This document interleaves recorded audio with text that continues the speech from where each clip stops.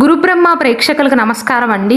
ఈ వీడియోలో 2025 సంవత్సరం నుండి 2027 వరకు కర్కాటక రాశి వారి పైన శని భగవానుడి యొక్క ప్రభావం అనేది అనుకూలంగా ఉంటుందా లేదా ప్రతికూలంగా ఉంటుందో ఈ వీడియోలో క్లియర్గా వివరిస్తాను. శ్రీ దుర్గాదేవి జ్యోతిష్యాలయం. మీరు ఇప్పుడు వరకు ఎక్కడెక్కడో జ్యోతిష్యం చెప్పించుకుని నిరాశ చెంది ఉన్నారా? అయితే ఒక్కసారి గురువు గారికి ఫోన్ కాల్ చేసి చూడండి. ప్రేమ, పెళ్లి, ఉద్యోగం, రాజకీయం, విదేశీ ప్రయాణం, ధనం నిలకడగా లేకపోవటం, భార్యాభర్తల మధ్య గొడవలు, ఆస్తి తగాదాలు, అప్పుల బాధలు, స్త్రీ పురుషుల ఎలాంటి గుప్త సమస్యలకైనా ఎటువంటి సమస్యలకైనా ఒక్క రోజులోనే పరిష్కారం చూపుతారు. వీరు ఫోన్ నంబర్ 9542637206. ఇంట్రెస్ట్ ఉన్న వాళ్ళు ఎవరైనా ఏ టైంలోనైనా వీరు కాల్ చేయవచ్చు. ప్రస్తుతం అంటే 2024 సంవత్సరంలో కర్కాటక రాశి వారి పైన అష్టమ శని యొక్క ప్రభావం అనేది ఉందండి. అయితే 2025 మార్చి 29వ తారీఖు నుండి శని భగవానుడు మీ 9వ ఇంట్లోకి అంటే మీనరాశిలోకి ప్రవేశిస్తాడు. ఈ సంచారం అనేది 2027 జూన్ 3వ తారీఖు వరకు కొనసాగుతుంది. అంటే 2025 మార్చి 29వ తారీఖుతో అష్టమ శని యొక్క ప్రభావం అనేది మీ పైన పూర్తిగా తొలగిపోతుంది. అష్టమ శని నుండి విముక్తి అని చెప్పవచ్చు. ఈ ఫలితాలు అనేవి 26 నెలల పాటు కొనసాగుతాయండి. 2025 మార్చి 29 నుండి 2027 జూన్ 3వ తారీఖు వరకు 26 నెలల పాటు శని భగవానుడు అదే రాశిలో ఉంటాడు. శని భగవానుడు కర్కాటక రాశి వారికి 7వ ఇంటికి 8వ ఇంటికి అధిపతి అండి. మార్చి 29వ తారీఖు నుండి కర్కాటక రాశి వారి జీవితంలో అనుకూల మార్పులు అనేవి ప్రారంభమవుతాయి. ఇప్పటి వరకు 8వ స్థానంలో ఉన్న శని భగవానుడు కర్కాటక రాశి వారికి సవాళ్ళను అందజేశాడండి. ప్రతి ఒక్క విషయంలో ఆటంకాలు రావటం కానీ లేదా ఓపికను పరీక్షించటం కానీ ఇలాంటివి చేశాడు. అయితే మార్చి 29వ తారీఖున 9వ ఇంట్లోకి వెళ్ళిపోతాడు. కాబట్టి అదృష్టం అనేది మారుతుంది. ఎవరైతే వ్యాపారాన్ని విస్తరిద్దాం అనుకుంటున్నారో లేదా పై చదువుల కోసం విదేశాలకు వెళ్ళాలి అనుకుంటున్నారో వారికి మంచి మలుపుగా చెప్పవచ్చు. మార్చి 29వ తారీఖు వరకు శని 8వ ఇంట్లో ఉంటాడు కాబట్టి అడ్డంకులను, ఆర్థిక నష్టాలను, నిరాశను కలిగించాడు. మీ మనోభావాలను దెబ్బతీసేలాగా సంఘటనలు సృష్టించాడు. కానీ ఈ సమయం మార్చ్ మాసం తర్వాత నుండి మరింత సానుకూలంగా మారుతుందండి. జీవితం పట్ల మీరు చేసే పోరాటాలు అనేవి ముగుస్తాయి. ఆర్థిక నష్టాల నుండి కోలుకుంటారు. అలానే ఆధ్యాత్మికత కూడా పెరుగుతుందండి. ఒక మాటలో చెప్పాలంటే మీనరాశిలో శని సంచరించినంత కాలం కర్కాటక రాశి వారికి మేలు జరుగుతుంది. 2 ఏళ్ల వరకు శని భగవానుడు మీనరాశిలోనే ఉంటాడు. కాబట్టి ఆకస్మిక సంపద లభిస్తుంది. ఉద్యోగంలో ప్రమోషన్లు పొందుతారు. సమాజంలో గౌరవం పెరుగుతుంది. కొత్త విషయాలు నేర్చుకోవడానికి ప్రాధాన్యతనిస్తారు. ఈ సమయం మొత్తం మీకు చాలా వరకు సానుకూలంగా మారుతుందండి. విద్యార్థులు కొంచెం కష్టపడినా పోటీ పరీక్షల్లో విజయాన్ని సాధిస్తారు. వైవాహిక జీవితం అనేది చాలా రెట్ల ఆనందంగా ఉంటుంది. మానసిక ఒత్తిడి నుండి చాలా వరకు బయటపడతారండి. జీవితంలో కొంత ఆనందాన్ని చూడగలుగుతారు.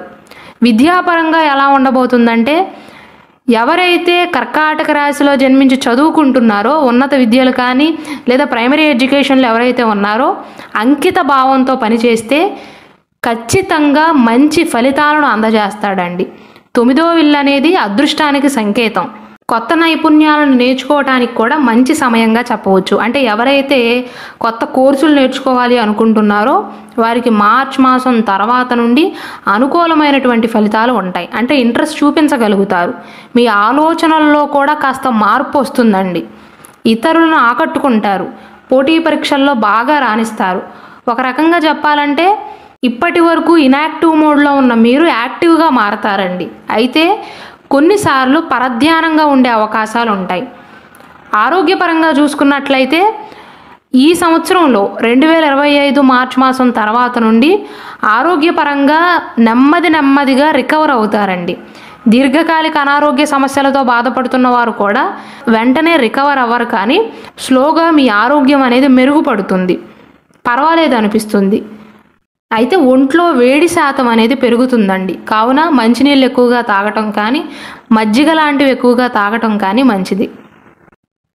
కర్కాటక రాశి వారికి గతంలో నిలిచిపోయిన పనులన్నీ కూడా ఈ సంవత్సరంలో తిరిగి ప్రారంభిస్తారు కాబట్టి కాస్త ఒత్తిడిగా ఫీల్ అవుతారండి. ఒత్తిడి అనారోగ్య సమస్యలను తీసుకువస్తుంది.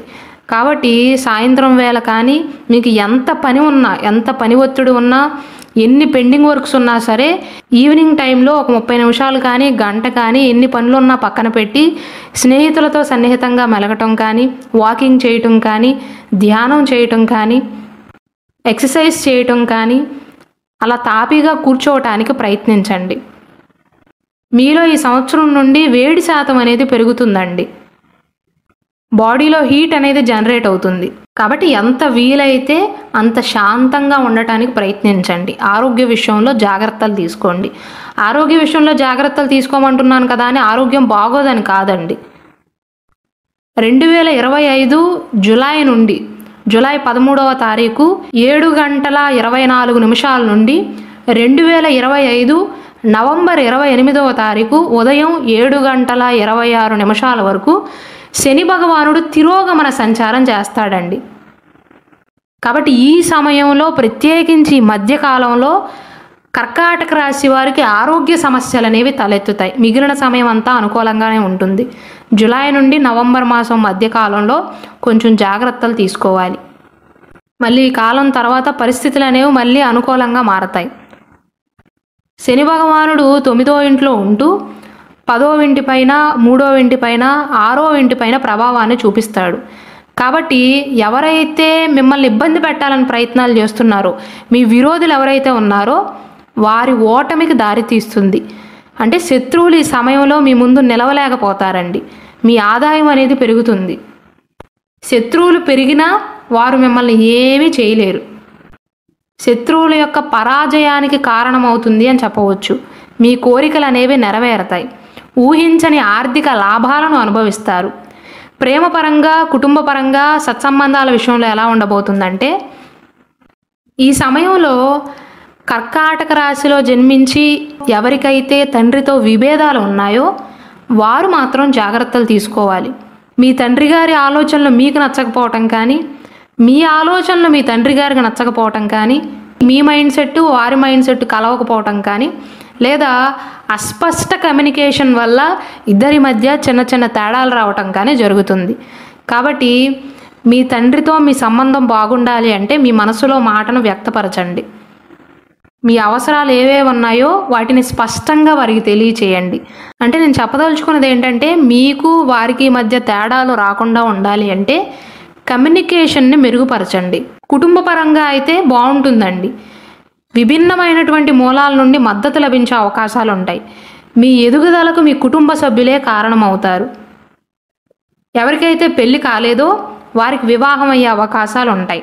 పెళ్లి సంబంధాల విషయంలో కర్కాటక రాశి వారు తొందరపడవద్దండి. లేట్ అయితే అవుతుంది. మీకు నచ్చిన జీవిత భాగస్వామినే ఎంచుకోండే తప్ప వయసు అయిపోతుందనో, లేదా మీరు అనుకున్న సమయంలో ముహూర్తాలు లేవనో ఇలా ముందుకు వెళ్ళవద్దు. అర్థవంతమైనటువంటి సంబంధాలను మాత్రమే పెంచుకోవడానికి ప్రయత్నించండి. మెయిన్గా కుటుంబ పరంగా మీకు ప్రాబ్లం ఏంటంటేనండి, మీ మనసులో ఉన్నది మనసులోనే దాచుకుంటారు, బయటికి వ్యక్తపరచరు. దానివల్లే ఎక్కువగా అపార్థాలు వచ్చే అవకాశాలు ఉంటాయి. వివాహ విషయంలో కావచ్చు, అంటే పెళ్లి సంబంధాల విషయంలో కావచ్చు, మీ తండ్రి గారికి మీకు మధ్య ఉన్న సంబంధం విషయంలో కావచ్చు. అయితే ఎవరైతే వివాహ ప్రయత్నాలు చేస్తున్నారో, సరైన జీవిత భాగస్వామి కోసం ప్రయత్నాలు చేస్తున్నారో జూలై 13 నుండి నవంబర్ 28వ తారీఖు మధ్య కాలంలో మాత్రం వివాహ ప్రయత్నాల విషయంలో మీరు ఒకవేళ అమ్మాయి అయితే వరుడు గురించి కానీ, మీరు ఒకవేళ అబ్బాయి అయితే వధువు గురించి కానీ ఎవరితో అయితే మ్యాచ్ కలుపుకోవాలి అనుకుంటున్నారో పూర్తి వివరాలు తెలుసుకున్న తర్వాత మాత్రమే ముందుకు వెళ్ళండి. ఈ సమయంలో, ప్రత్యేకించి ఈ సమయంలో జూలై 13 నుండి నవంబర్ 28వ తారీఖు మధ్య కాలంలోనండి. ఎందుకంటే తొందరపడే అవకాశాలు ఉన్నాయి. పూర్తి వివరాలు కనుక్కోకుండానే ముందుకు వెళ్ళే అవకాశాలు ఉన్నాయి.